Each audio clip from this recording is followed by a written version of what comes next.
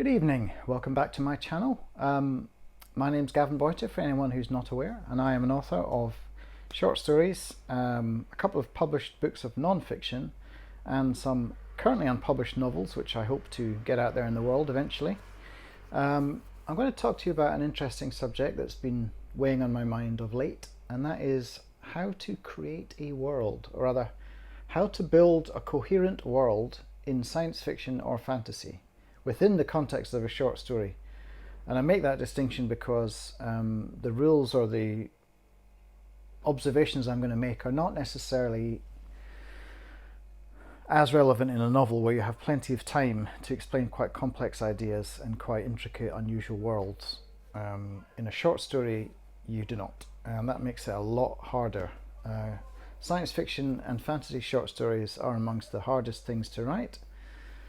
Because not only are you having to convey interesting, meaningful, dramatic conflict with believable characters, which you have to do in every story, but you're also having to do that in the context of a world that's unfamiliar to the reader, which you have to, in a sense, explain, or at least give them some sort of, sketch of what that world might be like, and they can fill in the gaps.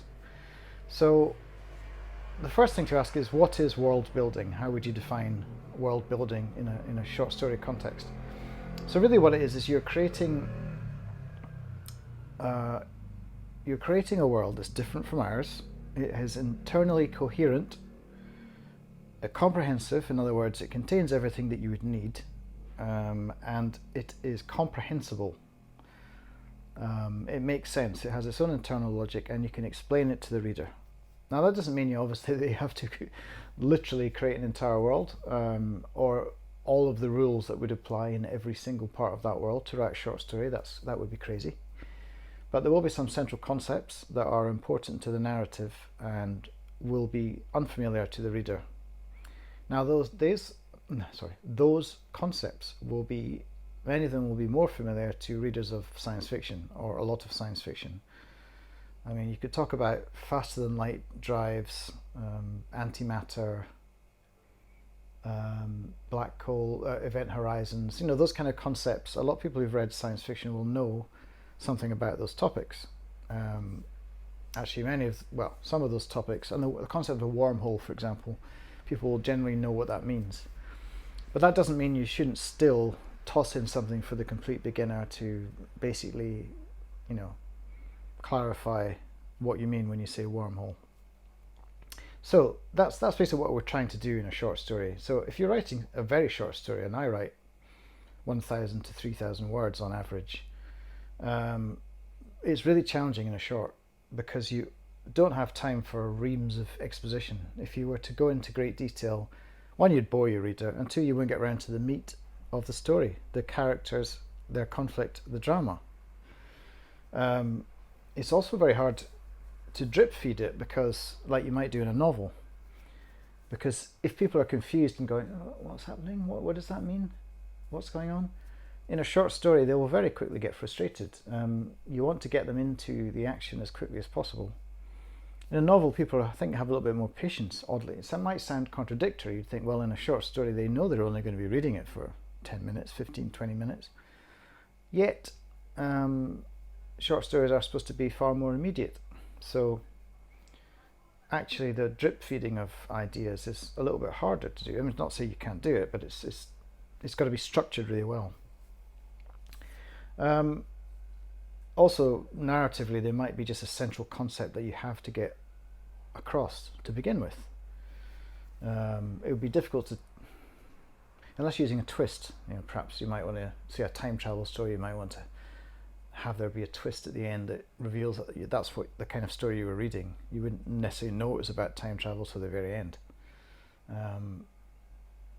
I had a notion for writing a story, or using in a piece of drama the idea of the main character who's in a world exactly like our own, except that it comes across a billboard where John Lennon's new album is coming out, and that's an elderly, 78-year-old John Lennon with his new solo album, which obviously tells you you're in a parallel universe where he wasn't murdered. Anyway, that's actually one way to hide a bit of exposition, that you've sort of surprised them with a little factoid, and it reveals what the premise of the story is. But usually you have to be a little bit more explicit, unfortunately. And there is a related video I've done about the show don't tell fallacy. And in this context of a science fiction short story, there's going to have to be times when you just have to tell people what's going on. But there are ways to make that entertaining, and there are ways to disguise it and make it more fun to read and make it seem less like a massive info dump. So yeah, too much concentrated weirdness can be alienating. Throwing lots of different concepts at somebody, one thing after the next, especially when you're using unfamiliar words and then not explaining exactly what those mean, with the notion that perhaps in a later part of the story you'll explain what that was. That can be frustrating if there's too many of those things to hold in your head. What are they talking about?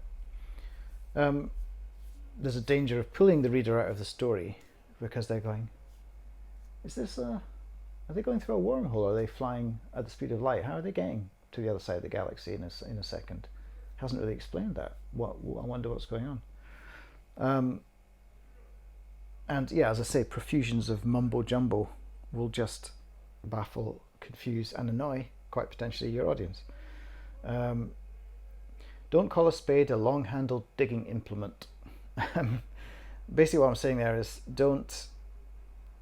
if something doesn't need to be new and fresh and exciting and weird and different and strange, maybe it could just be normal. Maybe a chair could just be a chair.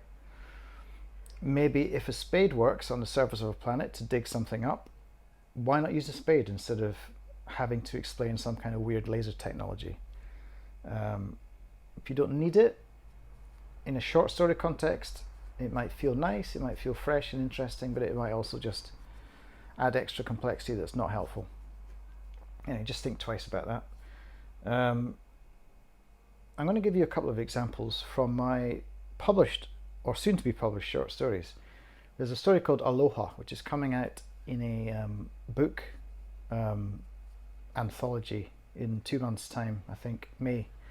They know that I've already published it in my short story collection, Running Coyote, but let's be honest, I haven't sold thousands.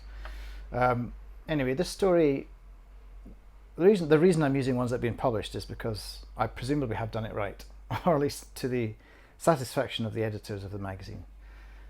So in this story, Aloha, I'm talking about the first contact with an alien life form.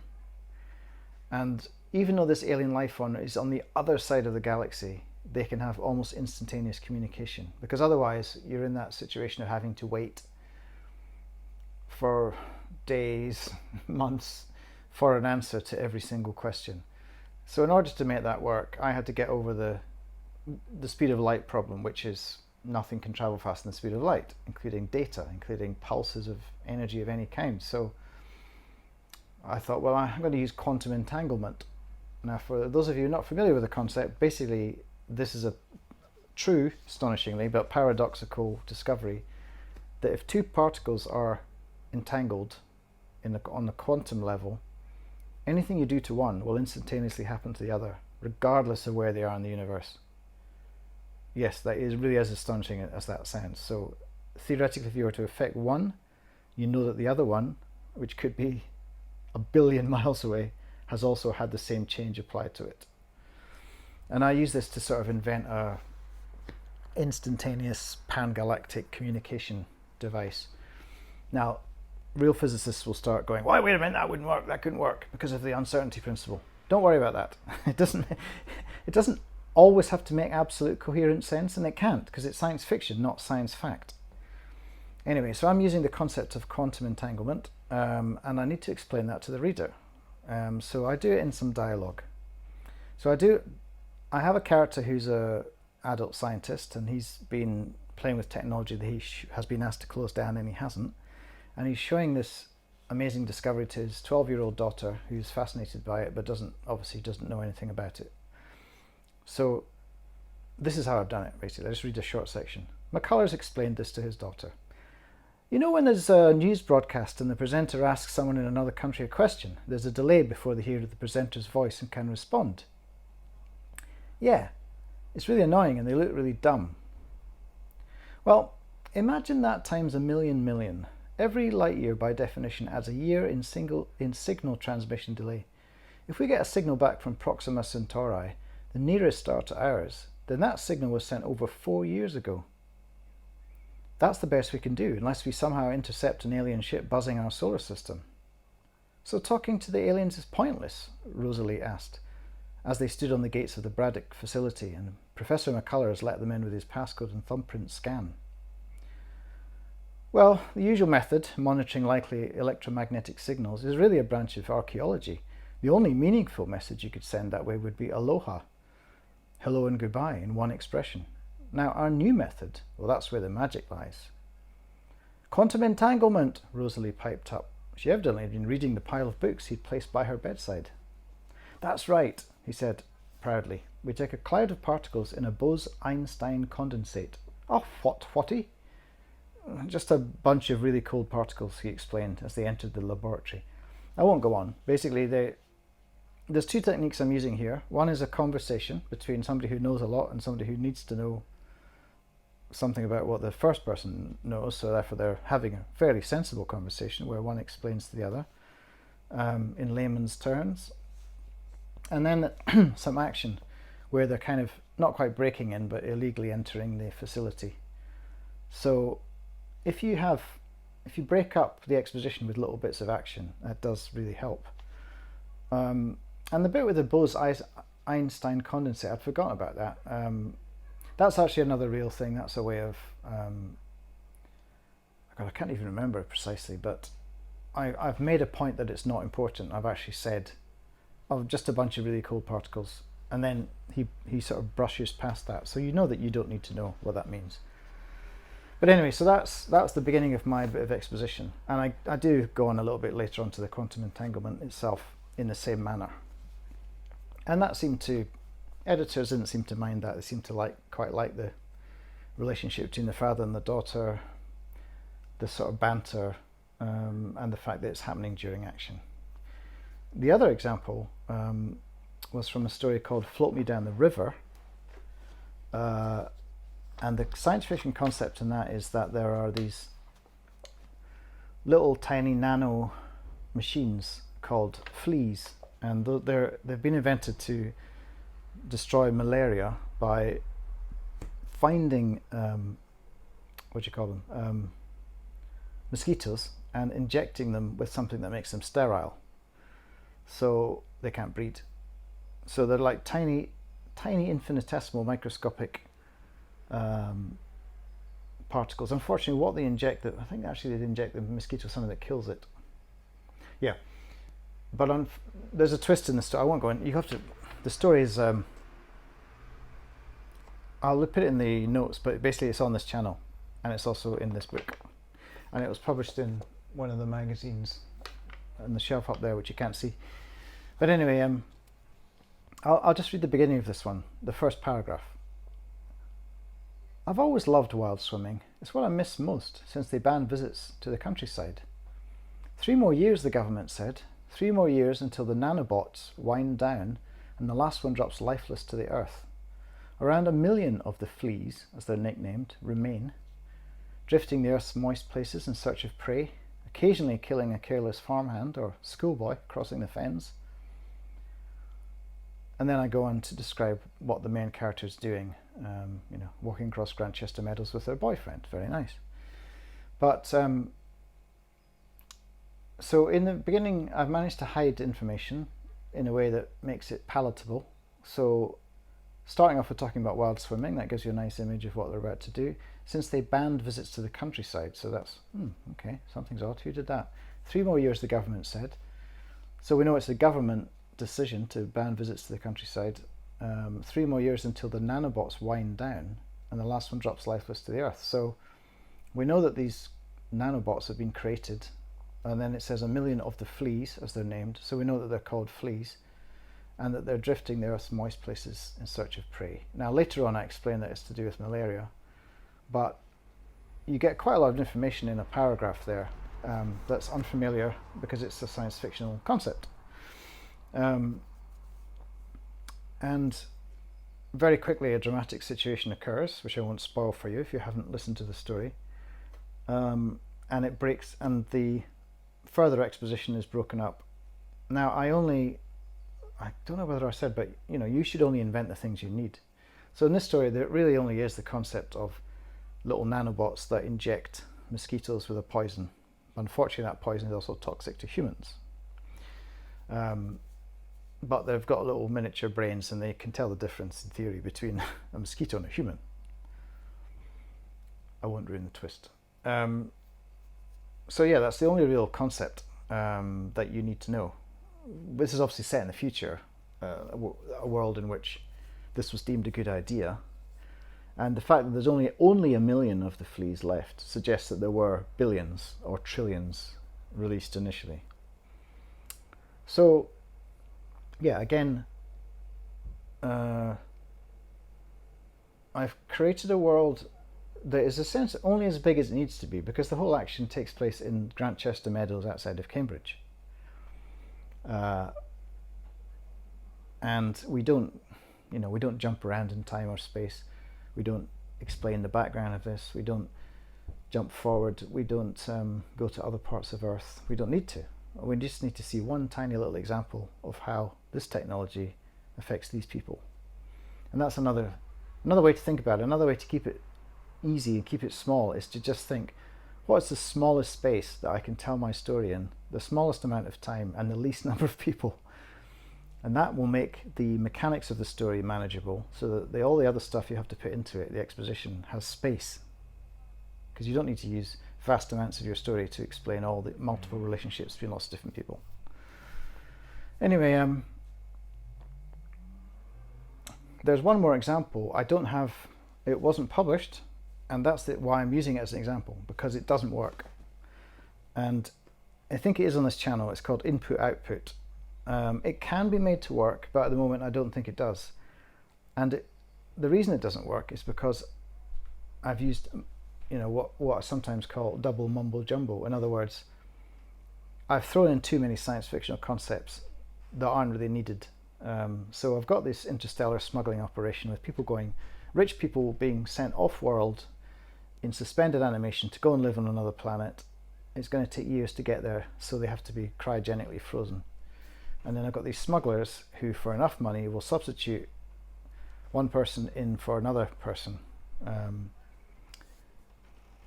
And that's fine. That's really all I need to tell the story. But I've also, for some reason, decided to have a futuristic world where gender is very, very fluid. And it's much easier to change sex completely. Or like, you can spend a week as one sex. You can be like in between. You can be a bit of both. Taking the current, mood and fluid concept of gender that we're now living with and expanding it further into the future. But actually, so much time is spent with that, because I'm about to make up a bunch of pronouns and then I have to explain what they mean, because that's complicated. And I think that's possibly detracting from the story. And in a novel, if I did a novel version of Input Output, I could probably get away with it. It would be explained early on, and then it would not need to be mentioned again, and then I could later on mention the smuggling, or start with the smuggling, bring in some characters who have these unusual genders. But because I've thrown it all in together, you're going, what, who, she, he, she, and you don't really know what's going on. And it maybe detracts. I don't have enough space left to actually tell much of the smuggling story. So it needs work, that story. But anyway, you can look at the two successful and the one unsuccessful example and compare and contrast. So really, in summary, only use the ideas that you need in a short. Exposition in manageable chunks, but it still has to be internally coherent. Hide it with dialogue, hide it with drama, make it entertaining, avoid double mumbo jumbo. You can have dragons, you can have robots, but do you need robot dragons? I mean, in a novel, yeah, absolutely, to go for it. But in a short story, too many strange and crazy and unexpected things in one piece might just baffle the reader. Yeah, and all of the above applies to short stories. and less to novels. So I have a short science fiction novel which I've written, but until that's ready to discuss, I will not go into it in great detail. But yeah, maybe once I've managed to get that published, then I'll give my thoughts on science fiction in a novel context. But, so there you go. And you can read those stories, 2 of them rather, in this book, Running Coyote and Fallen Star, which is available on Amazon. It's for about £6, believe it or not, which is usually about £2 or £3 less than this kind of book would cost in a bookshop. Or you can watch the stories on the channel. And if you like this video, if it was helpful to you, please leave a comment, hit the like button, subscribe to the channel, and possibly even share it with a friend who would benefit. And I'll be back again with another short story very soon. So thanks for listening. Bye bye.